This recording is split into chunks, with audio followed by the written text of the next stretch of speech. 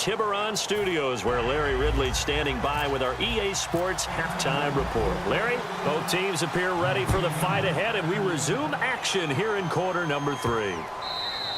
And they will not get a chance to return this one as it's through the end zone for a touchback. Out come the Eagles now as they'll go on offense first here in the third quarter. They have the lead. Now they'll be looking to extend that lead. And this is where I enjoy talking about one of my favorite subjects, tendency breakers, or counters as I also like to call them. You've done things in a certain way in the first half, and they've had ability to see what you've done. They're going to make their adjustments. So guess what? You adjust yourself and try and stay ahead of the pace because you are looking for some separation in this ballgame. The adjustment to the adjustment. Without a doubt. Show them one thing, hit them with something else.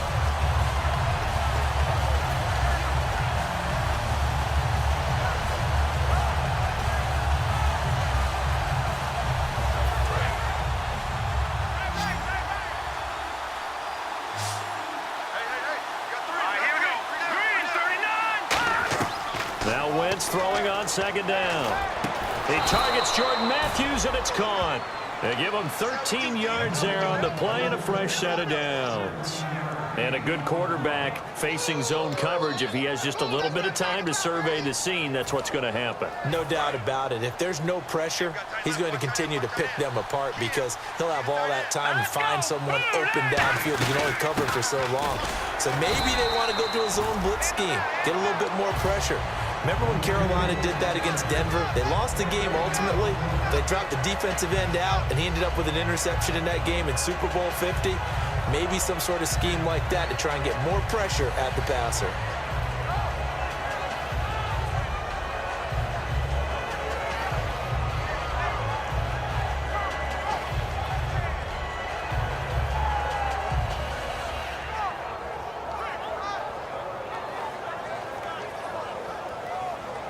So 2nd and 10 here.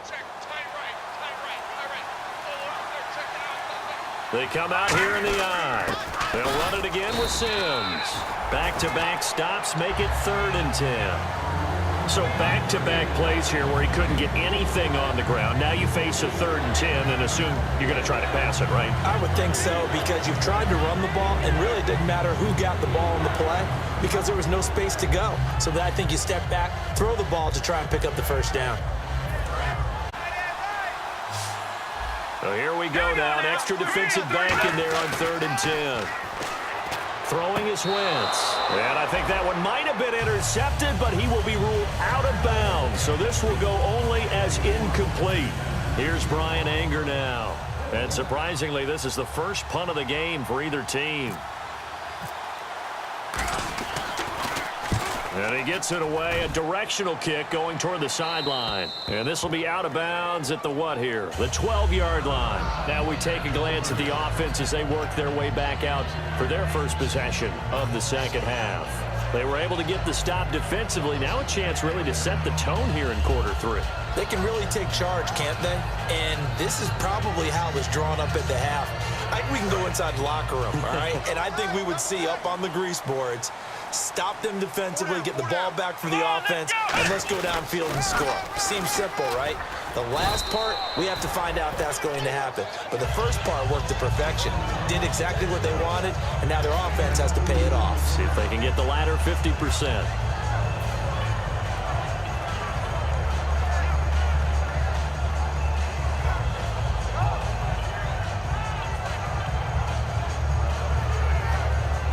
Let's see what the offense comes with here. 2nd and 8.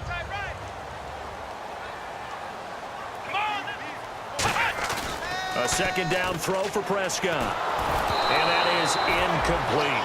Well, pretty good coverage there, and both of these defenses, they've had good coverage throughout this one. No doubt about it, and in today's NFL, where we're used to a bit more scoring, this feels almost like a well-pitched game in baseball on both sides where the tension continues to build.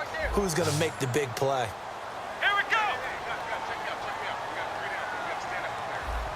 Ohio! Check three!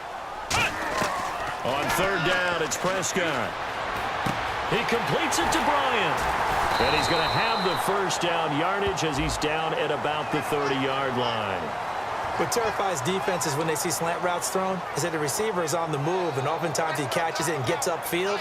Does a really nice job rallying to him and stopping him for a minimal gain.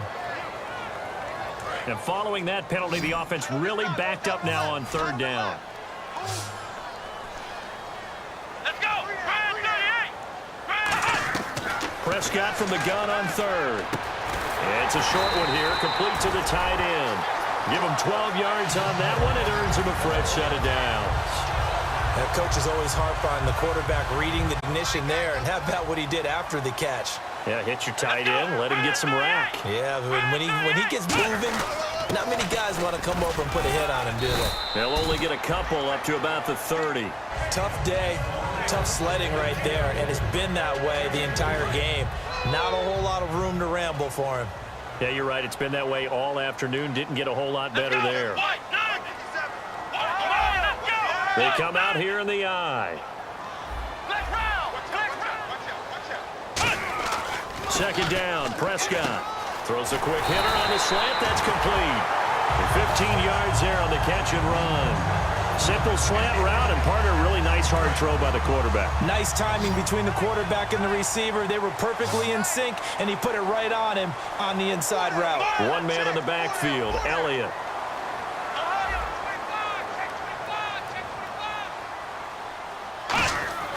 On 1st and 10, Prescott.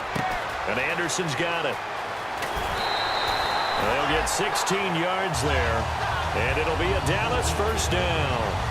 That looked like a pretty good route combination there, because you've got to find a way to clear the guy running the drag, because when you do, you just put the ball on him and then let him run. Yeah, he's got some space.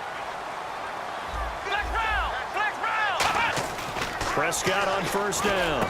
He rifles one that's intercepted. Picked off by Tremaine Johnson. And he will take it across midfield and down to the 45.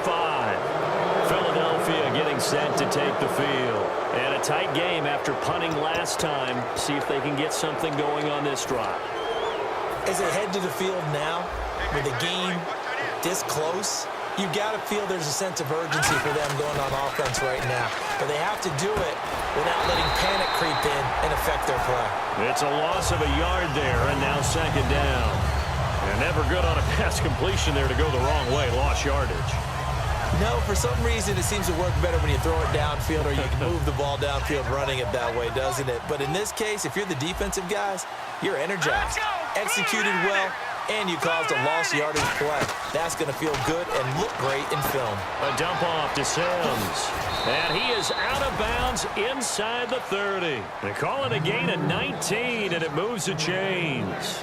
We can talk all we want about football being a game of strength and brawn. It's also a game of mismatches, and they're trying to create one there, getting it to their back out of the backfield to make a bigger play. As we often say, get it to him in space, let him use his leg. Yeah, if he can get a matchup against a linebacker or maybe a defensive end dropping out in a zone blitz, he's going to win that battle just about every time.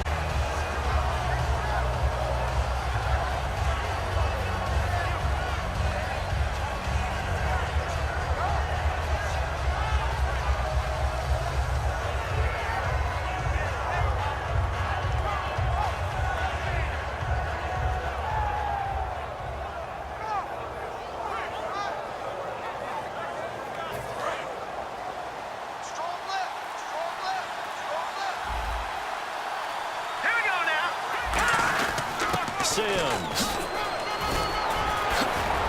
And stopped a few yards shy of the goal line at the 3.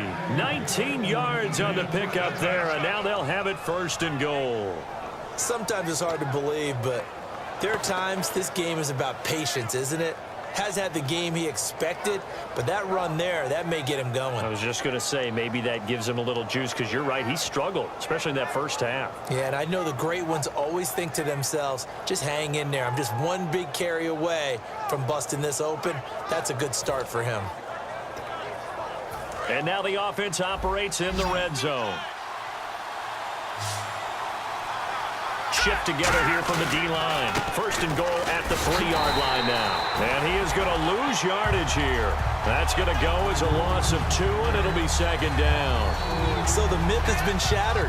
Every cornerback in the league is not just a cover corner. Some of them will stick their nose in there and make plays exactly